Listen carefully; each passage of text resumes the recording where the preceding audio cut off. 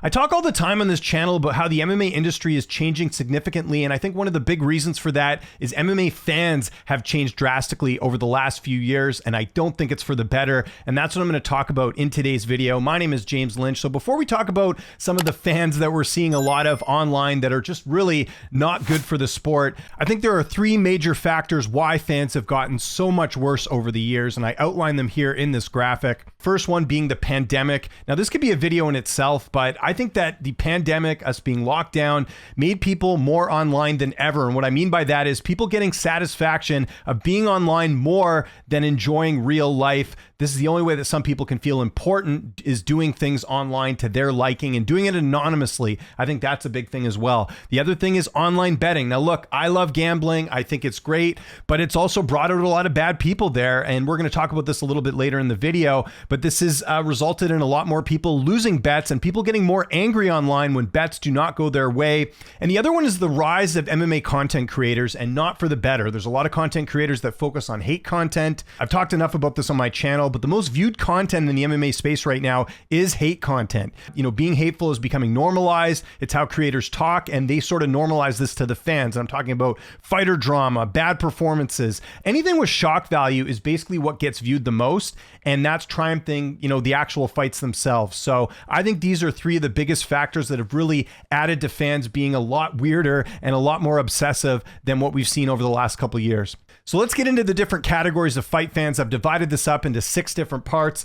Let's start first with the obsessed fighter fan. So this is the fan, you've seen them online, where their entire online identity revolves around a particular fighter or particular fighters, whether it's from a region or a team, doesn't matter, but you know exactly who I'm talking about. Now, their username, their photo, everything has to do with a particular fighter. It's almost like they worship the fighter like a god, like they're part of a religion. They will search through social media and YouTube to argue with people about that fighter and defend that fighter at all costs.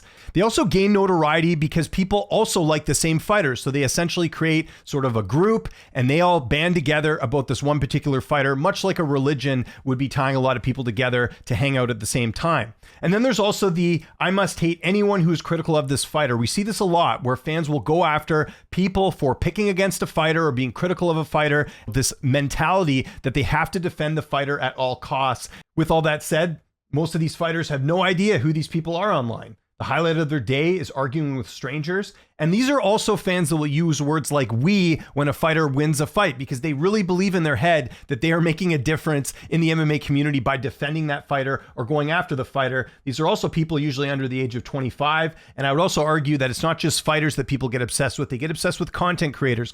How many times have you seen fans of certain content creators have their avatar, have a name similar to that? It's the same sort of thing where people are just very obsessive. This is also people making outrageous claims about the fighter that they like, saying that a fighter, for example, could win up 3 weight classes. So a lightweight fighter that they might like really believes that it's a bad style matchup for that lightweight fighter to fight Francis Ngannou. These are the type of people who will say things like this to further their argument. Another extension of this as well, and I got to mention this, and I see this a lot with certain fan bases, is the WTF obsessed fighter fan. Here's a photo of Polyana Viana. See some guy writing, she was so lonely before the Chama Schlong, and then someone saying, 10 nanoseconds after she got Shama down bow, arrow style to the potent. Like, just people making weird sexual references. I see this with a number of Alex Pereira fans. They will talk about him having sex or, getting with a woman fighter and just like tweeting about it. And this is just super weird. Hence the emoji there. I think these fans are some of the weirdest in the sport, but it just goes to show the level of obsession people have with certain fighters.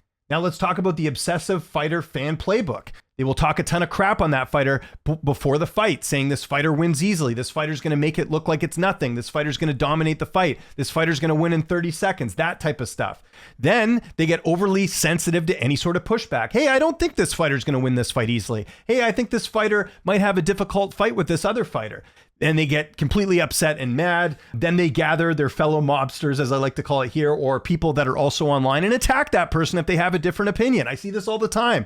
You don't agree with this fight pick? We're going to gang up on you and tell you how wrong you are. I see this all the time. And that's why most of these people are kids, because this is what they're spending their free time doing. And speaking of pushback, if you reply at all to these people, they will start going on the offensive and calling you sensitive, saying maybe the internet isn't for you, start making fun of you. They'll use words like beta, soy, or cuck. to try and, make it out like you're some weakling because you have a different opinion or want to argue something. And they will even go as far to call you racist or discriminatory. I've talked about a particular fan base that does this. We saw this with Arnold Allen, talking about how fans were calling him racist because he thought Alex Volkanovski beat Islam Makhachev. This is how crazy fans get, is they will go to these lengths to try and make someone feel bad for having a different opinion. And also what we've seen is angry replies for weeks, whether that's on a fighter's social media or a fan social media for having a different opinion. We saw this with Jamal Hill when he lost to Alexander Pereira. Fans saying that Jamal Hill was so disrespectful for how he built up the fight with Pereira and posting Brazilian flags on his social media. It's like Sean Strickland fans going after Duplessis, or Duplessis fans for saying he won the fight at UFC 297. And then we also have the opposite of the obsessed fight fan, which are people that focus on fighters they hate and spend their entire time online, whether it's on YouTube, Twitter, TikTok, doesn't matter, going after that particular fighter. They don't like something about the fighter, they're going to go after them. Just a couple of fighters that I see people hate on a lot: Jamal Hill, Michael Chandler, Colby Covington, Ian Gary. No fighter is immune to criticism, but there's just some fans that are really obsessive and weird about it, and they just can't let things go. Now, let's get to our second category, the betting bozos. I think that's the best way we could kind of do this. I mentioned online gambling has become a huge thing, and this is the extreme betting fan. And I don't mean extreme in terms of making bets. I mean extremes in terms of how they view bets and fighting in general. Let's talk about the fans who go after the fighters. They DM fighters when they lose. They make fun of their losses. They tell fighters that they owe them money because they lost the particular fight. They'll also go as far to offer advice to the fighter, saying, hey man, you should have done this, or you should do this going forward, as if there's some sort of expert, as if a fighter wants to hear from a random person about what they need to do more, in their fights. Because again, a lot of these guys think they're experts. And then there's the betting bozos who go after the analysts, the people who actually give out picks. They will send angry DMs or tag that person on social media when they make a bad pick. They will make things up about the analysis. I've seen this before. You said they were going to steamroll the fighter. You said the fighter had no chance. I've seen this so much. It's happened to myself where I've said, hey, a fight's pretty close. And then someone will flat out lie to, make their argument sound better by saying you never gave someone a chance. I rarely see people who pick fights that are in the media or content creators that say a fighter doesn't have any chance of winning. So you see people say this a lot to strengthen their argument. There's also the people that really annoy me in the betting bozo community that get upset with people giving out free picks. They will say things like, don't tail this person, or, you shouldn't be in a position to give out picks. You don't have to watch them. You don't have to tune into them if you don't like what they're putting out there. That's the beauty of the internet. No one's forcing you to follow their picks. So I've never understood the betting bozos who get upset with people giving out picks, and just because they get them wrong sometimes, that you shouldn't follow them as if they're trying to mislead people. And that leads me to my last point, people making wild claims. And I've certainly seen this a lot. There's some picks people out there, some analysts that are sponsored by sports books. I've seen people make wild claims like, oh, they're giving out bad picks on purpose to influence the betting odds. It's a load of garbage. And if any of that was to come about, that person would get in serious trouble. So again,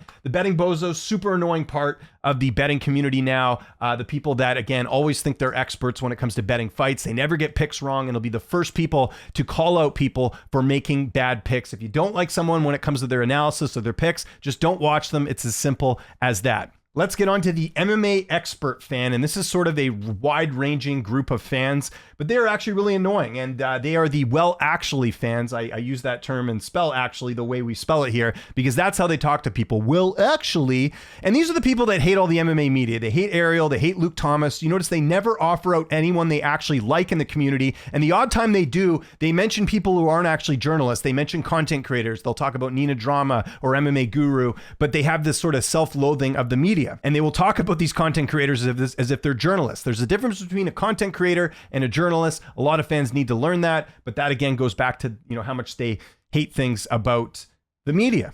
There's also some that will say they train MMA and that they know more than you. This is another way they try and feel superior to someone who has a platform. And I've said this before, there's plenty of people who don't train MMA who know their MMA stuff. You can watch something, you can take the information in, you can bring it out. Does training MMA help you? Yes, it would help you as an analyst, but at the end of the day, you don't need to train MMA to be a good analyst or to pick fights. We all have two sets of eyes. We can all take things in and watch them ourselves. It's not a prerequisite, but people use this as a way because they're jealous or upset that someone has a platform. That's the truth. These are also the same people who can't wait to angry reply to someone making a mistake, whether that's spelling something wrong or having bad analysis on something. These are people who are just sitting on the sidelines, can't wait to pounce.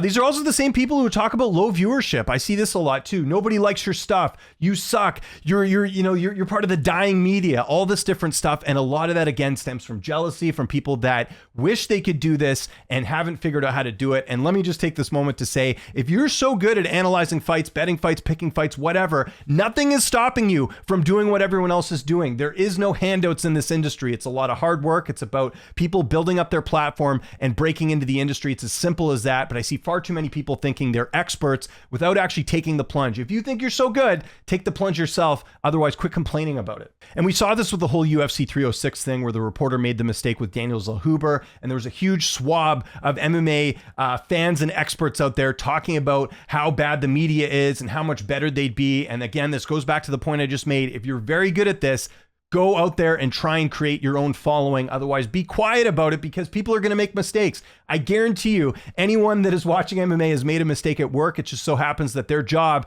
is not in a place where people can see their mistakes. So it's as simple as that. Now let's get to the SIMP MMA fans. And you know the type I'm talking about, the people that follow Nina Drama, Fight Fairy, women content creators or women journalists, and they will literally suck up to them. And this also goes for women fighters as well. And before I go any further, let me just say, I think both those people, Nina and Fight Fairy, they do a great job. This isn't any attack on them, but we got to talk about the elephant in the room, is that there's a lot of creepy guys that follow women involved in combat sports, whether that's content creators or fighters. So let's talk first about the MMA content creators. The ultimate goal is to get a like or reply from them. That is the highlight of their day. If they get a response from one of these content creators, they're over the moon. They're most likely guys that are single and not getting any. I'm sorry, that's the truth. But I mean, if this is where you're seeking love and validation online, it's probably likely that's the case. And they must defend that fighter or content creator at all costs. It kind of goes back to the obsessive fight fan, where if anyone is saying anything bad, they have to defend them. It's like they're doing it pro bono. They're their lawyer. They're out there defending them the best they can. So we see this a lot as well. I just pulled a couple comments from Fight Fairy's channel here. Hearing a gorgeous woman talk about the fights, how can you go wrong? Again, weird comment. Your hair is the best. Weird comment. Great analysis, and you're so pretty. Again, these are guys that are a little bit weird. You know what I mean? Like, I'm not saying you can't compliment a woman on her looks, but I think if you're coming to find MMA analysis, that's probably not the most important thing. And the SIMP MMA fans also come for people picking against their favorite female fighter. I saw this firsthand with Erin Blanchfield. She has a lot of these fans, unfortunately, that will defend her honor. They will tag her on social media, or this could be any fighter, doesn't matter, that fans like, and they will defend them as well. And we got to mention that you do have the opposite side of the coin when it comes to these types of fans, the fans that hate all women's MMA, the guys that go in and talk about women's looks, all that different stuff. That's equally as bad as some of the other fans that we're talking about here. And we do see a lot of that. And most of it is a lot of these guys, they're upset that the women know how to fight. They're upset that the woman's attractive and they can't get them. It's a variety of those things as to why some of these guys act this way. I mean, my first instinct when watching a women's MMA fight is not to say, you look so ugly here, your fight sucked. Like, there's a lot of guys that do that because they get really weird about women's MMA. I can't put my finger on it, but you definitely see comments like that here and there. All right, let's get to the UFC can do no wrong fan. These are the people that say the UFC can never have a bad fight or event. Like, if you talk about a fight that wasn't that good, oh, you're just a UFC hater. Or, oh, this card, it's worth the money. You can't complain about that. You're just a UFC hater. These type of people, the people that will defend every little thing that Dana White does. And listen, I think there are a lot of negative people in this industry, but there's also people that need to chill out on the positive side of things, where it's like they won't be, like, it's like you can't criticize anything about the UFC. These are also the same people that hate on fighter pay. They don't want to see fighters get paid more, and they will go to the argument about, I work 80 hours a week, so why should I get paid more?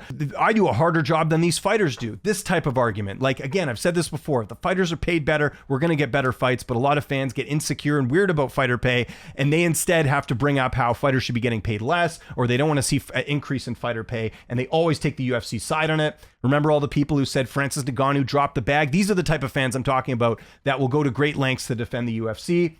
These are also the same people that probably illegally stream UFC pay-per-views. I don't know a lot of fans who actually buy the pay-per-views. A lot of them steal them. So it's kind of funny. They don't want fighters to get paid more, but they also don't want to contribute to the UFC either because they don't want to pay the money. So, even though deep down they know the UFC pay-per-views are a little too expensive, they're still going to defend the UFC and how they're doing their business. And anytime the UFC criticizes the media, these are also the same type of people who will jump on that bandwagon and talk about how much the media sucks because they love getting their talking points from Dana White. Again, I like a lot of what the UFC does, but the fans that defend them at all costs are really annoying. And honestly, they're really, really, really annoying. Now, on the flip side, you also have the people, and we see, they're not as big of a fan base, but we see the people who hate everything the UFC does. I hate this event. I hate this fight. This fight sucks. Blah, blah, blah. You have these people as well on the opposite end, but I would say there's more people defending the UFC than more people hating on it.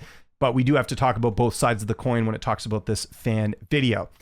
The last group of fans that I've noticed that have become significantly worse over the years, the terminally online fan. The only goal for the terminally online fan is to getting as much attention and clout as they can at any means necessary. Getting followers, that is the main goal. That is their entire goal in life, is I need to get followers. These are the same people who beg for follow backs on Instagram and Twitter because they think that actually means something. Newsflash, doesn't mean anything. These are people who are online 24/7 because let's be honest here, life online is better than their real life. I would have to imagine that, because if you're spending all your time on social media and not doing anything else, I can't imagine you're living a very good life. These are also the same people who will steal content for attention and following, not caring that they might be hurting that content creator by stealing their content and using it for their own gain. There's also the same people that have no issues posting fake fight rumors. I've heard people say, oh, I'm entertained by it. It doesn't matter. But meanwhile, it hurts the media and other people that are actually doing this job properly. And therefore, those same fans will talk about how bad the media is because they get things wrong. But that's also because people are okay with fake fight rumors. These are also people that winning an argument is the daily highlight, is the highlight of their day. They can't wait to talk about how right they are online. Because again, the focus is different. It's not about going to the gym and getting a good workout. It's not about achieving something great in their own life. It's about winning an argument online. These are these same type of people. And some people, not all, but you do see the people who will say absolutely horrific stuff for attention. We've talked about the guy that said the really bad thing about Francis Ngannou's son. We've seen people talk about death like it's no big deal or say just absolutely horrible things. These are terminally online fans that literally get all their attention and all their satisfaction from being online and getting attention. That's exactly it. So the terminally online fan, very annoying, very obsessive, and not something I enjoy dealing with there as well. And let's be honest here. These are also people who most likely are not working full time. They're not employed. And this is their way of getting any sort of satisfaction out of their day. So I want to know what you guys think in the comment section below. I tried to blend together as much fan-based stuff that I could because I do see this a lot as someone who makes content and also interviews fighters, but it's gotten a lot worse. And again, I'm not saying you're going to be able to stop these people. I'm just acknowledging these are the different types of fans that are out there. If there's anything I missed, let me know in the comments. If there's any other video ideas you guys want me to tackle, please leave your feedback in the comments. I'm always looking to make new content here, but I thought it was important to talk about the types of fans that I think are just getting worse and worse online. And it's not just me. I know the fighters are getting sick of it. A lot of people are sick of it. I just want to go back to the days where we could just watch fights and talk about it in a decent manner, make a few jokes here and there, but nothing too extreme. It's become really obsessive. That's basically the reason I made this video, because there's a lot of people who I think just need to chill out a lot when it comes to watching fights. It's just people punching each other in the face. This isn't religion. This isn't politics, but people certainly treat it that way because they get a little bit too obsessive. Follow me on Twitter, TikTok, Instagram, @Lynch on Sports. My name is James Lynch. Thanks so much for watching, and I'll see you next time.